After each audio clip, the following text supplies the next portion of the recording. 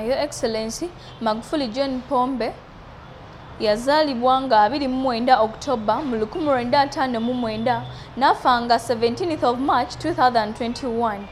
John Pombo abadde n'abaana babiri okuli Jessica Magufuli ne Joseph Magufuli ate ne mukyala we Janet Magufuli.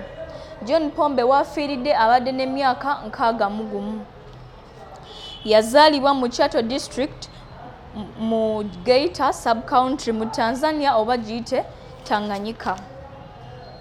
Magufuli yabadde President wa Tanzania owokutaano okuva mu 1961. Abadde n'ekibiina ky'obufuzi ekiyitibwa Chama cha Mapinduzi nga basinga badde bakiyita CCM. Joseph Magufuli was re-elected last October era nga yawangula n'obululu 85 ku 100.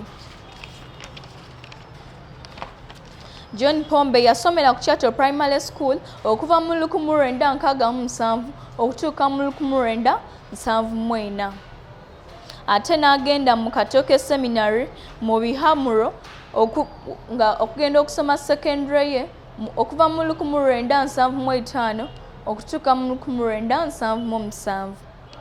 Ate we yavaawo mu 1978 n'agenda n'asoma diploma mu education science majoring in chemistry nga weesira yaliteeka nnyo ku mathematics.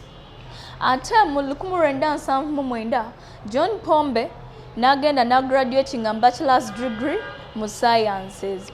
Ate era ng'abadde nga musawo ng'asomesa ne ku Dar es Salaam University mu Tanzania gye yawumula n'alyoka atandika ebyobufuzi mu 1961. Era nga tukungubagira nnyo bannaffe aba Tanzania nti kitalo nnyo ekyokufiirwako Pulezidenti waffe Magufuli.